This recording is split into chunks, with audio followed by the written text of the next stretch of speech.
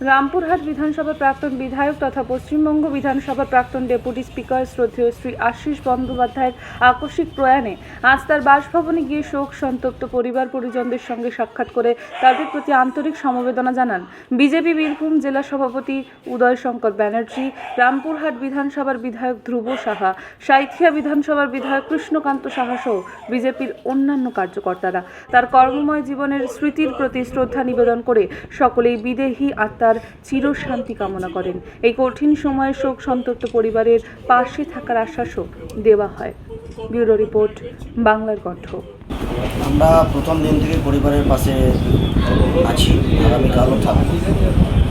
গতকাল আমাদের দলীয় কর্মসূচি থাকার জন্য আমরা বিধায়ক এবং আমরা প্রত্যেকেই কলকাতায় ছিলাম। এটা খুবই দুর্ভাগ্যজনক, একটা নক্ষত্রের পতন ঘটলো বীরভূম জেলায়। আমরা পরিবারের পাশে সর্বদাই আছি, বিধায়ক আমাদের সাথে আছেন, উনি সর্বদাই ভোটের পরেও উনি এসেছিলেন, স্যারকে মিষ্টি খাইয়ে গেছেন। এটা খুবই দুর্ভাগ্য। গতকাল যখন শুনলাম সকালবেলায় ভাবতে পারিনি, কিন্তু দলীয় কর্মসূচি থাকার কারণে আমরা সবাই কলকাতায় ছিলাম। আমাদের মাননীয় মুখ্যমন্ত্রী ভিডিও কলিংয়ের মাধ্যমে শুভেন্দু দা পরিবারের সঙ্গে কথা বলেছেন। কালকেও আমাকে বারবার ফোন করে মেসেজ করে খোঁজ নিয়েছেন, এবং রাত্রেও যখন একটা বিষয় নিয়ে মাননীয় মুখ্যমন্ত্রীর সঙ্গে কথা হয়েছে তখন আপনি কাল যাচ্ছেন তো বাড়িতে জিজ্ঞেস করেছেন দাদা আমি কালকে যাব।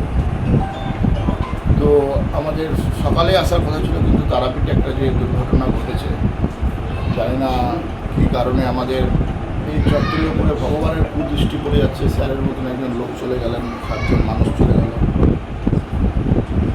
সময় সব ঠিক করবে।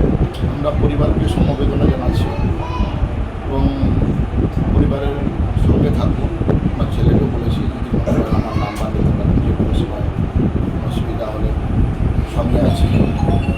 এবং রাজনীতির জায়গায় আপনারা জানেন যে আমরা একটা আলাদা সংস্কৃতিতে বিশ্বাস করি। সেই সংস্কৃতিকে মান্যতা দিয়ে আমরা আগামী সময় চলব। রামপুরহাটে বিশেষ করে ওই ধরনের কোনো ঘটনা ঘটেনি, এবং আমি রাজনৈতিক ব্যক্তিগতভাবে ভোট প্রচারের সময় স্যারের সম্বন্ধে ব্যক্তিগত আক্রমণ আমি জানি। আমাকে অনেকে ব্যক্তিগত আক্রমণ করেছে, কিন্তু আমি কারোর সঙ্গে ব্যক্তিগত আক্রমণে যাইনি। এবং আমি মনে করি যে নীতির লড়াইয়ের জায়গায় থাক। ব্যক্তি আশিস ব্যানার্জি শ্রদ্ধেয়, ওনার বিদেহী আত্মার শান্তি কামনা করছি।